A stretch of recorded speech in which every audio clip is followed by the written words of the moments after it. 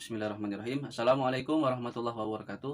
Salam sehat dan bahagia untuk kita semua. Apa kabar Bapak Ibu guru dimanapun Anda berada? Semoga dalam keadaan sehat dan tetap semangat menjalankan aktivitas untuk memberikan masa depan yang lebih baik untuk anak didik. Baiklah, saya Muhammad Edward, MPD, calon guru penggerak Angkatan 7 SMK Negeri 1 Mekartijaya, Kabupaten Banyuasin, Provinsi Sumatera Selatan. Baiklah, dalam video kali ini saya akan memaparkan hasil wawancara terhadap dua pimpinan di sekolah yang merupakan tugas demonstrasi kontekstual modul 3.1 terkait pengambilan keputusan. Baiklah, dalam tugas ini saya mewawancarai dua kepala sekolah. Yang pertama, Bapak Mulyadi SPD MSI. Beliau merupakan pimpinan di tempat saya saat ini bertugas di SMK Negeri 1 Mekartijaya. Dan kepala sekolah yang kedua adalah Bapak Dr. Andes Haji Sutiono MPDI. Beliau adalah pimpinan atau kepala sekolah di SMP Negeri 2 Air Kumbang, Kabupaten Banyuasin. Baiklah, dalam wawancara ini saya fokus pada bagaimana kedua pimpinan ini mengambil keputusan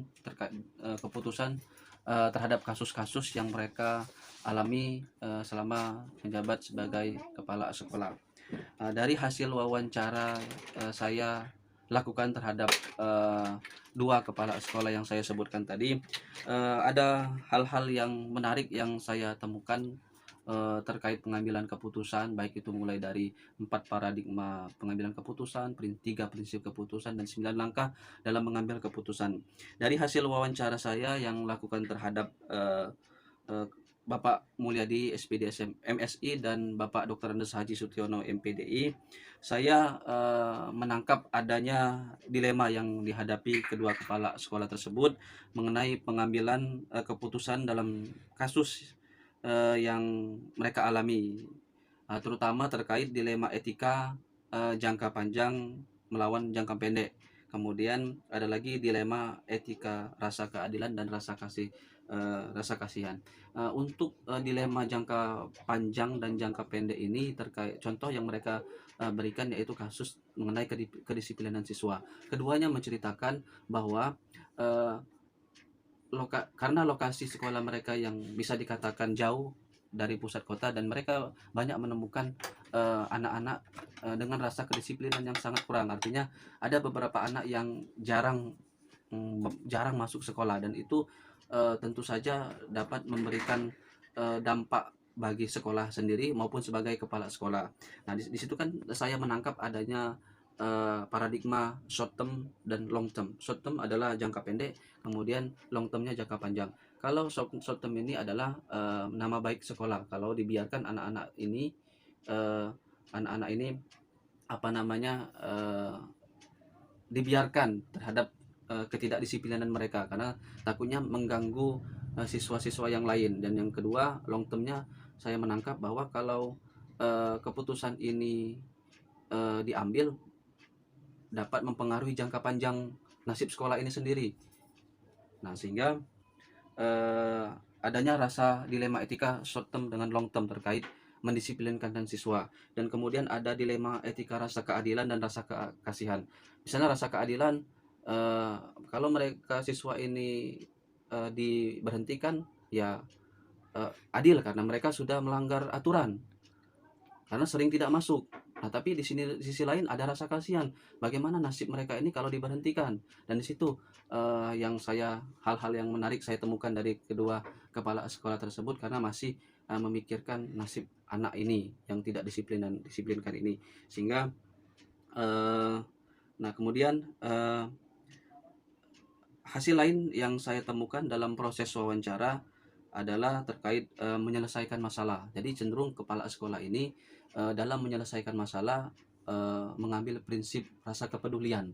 Rasa kepedulian artinya ketika ada pelanggaran atau kasus-kasus sehingga diambil keputusan, yang dipertimbangkan adalah rasa kepedulian. Misalkan seperti tadi, kalau anak yang malas tidak ikut ujian, kalau diberhentikan ada rasa bagaimana mereka ini kalau diberhentikan, nasibnya bagaimana ini. Itulah yang dialami oleh kepala sekolah, sehingga dalam mengambil keputusan tentu dua kepala sekolah ini pertama ya mengajak wali kelas, guru, kemudian orang tua dan anak itu sendiri, kemudian barulah kepala sekolah tersebut mengambil keputusan bagaimana anak-anak ini nanti. Nah, dan yang kedua terkait dengan bagaimana hasil wawancara antara dua kepala sekolah yang saya wawancarai.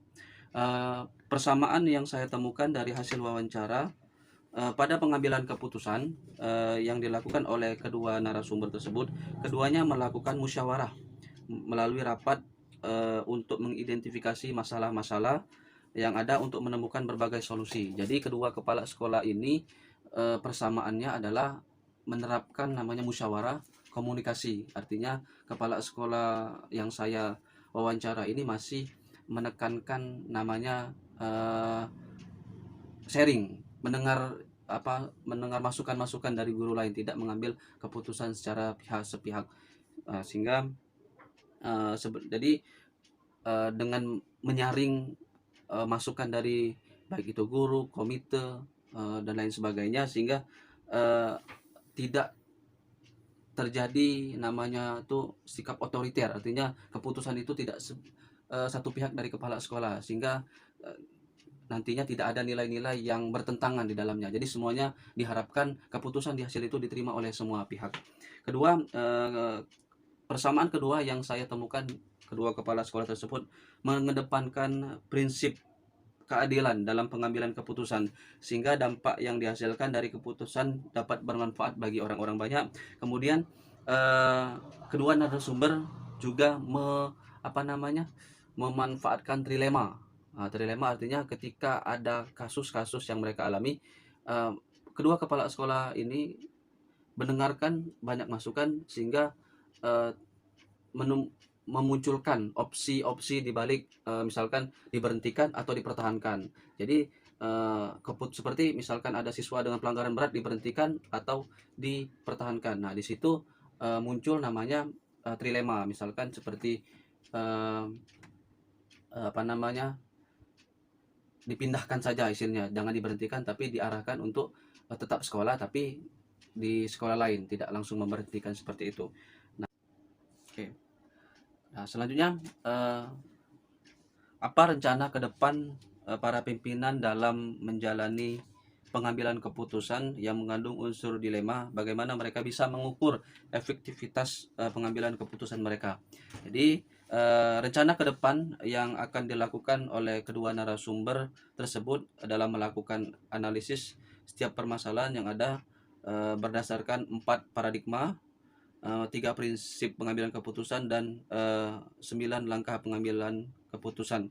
Dan yang kemudian lebih khususnya keputusan yang ke depan yang akan mereka lakukan, bagaimana mereka dapat menguji sebuah keputusan itu benar lawan benar, sehingga di dalamnya terdapat unsur-unsur uji yang memang benar-benar bisa berdampak positif bagi kebaikan seluruh warga di sekolah. Dan yang kedua, narasumber juga akan melakukan aktivitas dalam pengambilan keputusan melalui refleksi atas keputusan yang diambilnya, sehingga pada setiap pengambilan keputusan akan memberikan dampak dan solusi bagi seluruh yang terlibat. Dan selanjutnya bagaimana saya sendiri kedepannya bagaimana mengambil keputusan yang berkaitan dengan dilema etika. Jadi saya tentunya akan mulai menerapkan pengambilan keputusan dengan melalui pengamatan atau pertimbangan 4 paradigma pengambilan keputusan. Artinya saya akan melihat benar dan benar, karena selama ini saya menyadari apa yang saya lakukan masih kaitannya dengan rujukan moral, jadi benar melawan salah. Itulah, jadi kedepannya melihat 4 paradigma pengambilan keputusan, yaitu individu melawan masyarakat, keadilan melawan rasa kasih sayang, kebenaran melawan loyalitas, dan jangka panjang melawan jangka pendek. Dan kemudian tentu saja dalam pengambilan keputusan. Saya juga akan melihat ketiga prinsip pengambilan keputusan. Yang pertama berbasis hasil akhir, yang kedua berbasis aturan, yang ketiga berbasis rasa kepedulian. Namun sepertinya saya akan mungkin lebih condong ke arah pengambilan keputusan berasaskan hasil akhir yang tentunya dapat bermanfaat bagi eh, anak didik saya dan rekan-rekan sejawat. Dan kemudian kapan saya akan melakukan ini, tentu saja yang akan saya lakukan mungkin saat ini juga, karena sekarang ini kan proses penentuan kelulusan bagi anak didik kami kelas 12.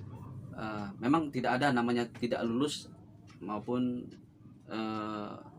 maksud saya tidak ada ketidaklulusan, tapi semuanya siswa itu lulus. Tapi yang menjadi pertimbangan adalah di sisi lain ada anak yang rajin, tapi di satu sisi lain ada anak yang ya bisa dikatakan malas. Nah, disitulah ada timbul dilema etika bagi saya, karena nantinya kan kalau saya memberikan nilai jelek, takutnya kan berpengaruh untuk masa depan anak-anak ini. Tapi bagaimana dengan anak-anak yang rajin? Apakah itu harus disamakan? Itu mungkin dilema etika yang akan saya hadapi dan saya akan alami saat ini mungkin, dan akan saya terapkan, terutama pastinya dengan menerapkan 9 langkah-langkah pengambilan keputusan. Apakah ada nilai kebajikan yang bertentangan, saya akan melakukan uji sehingga muncullah keputusan yang bisa bermanfaat baik untuk saya sendiri, siswa dan sekolah. Baik, itu saja hasil wawancara yang saya lakukan dengan dua narasumber, dua kepala sekolah yang sangat luar biasa.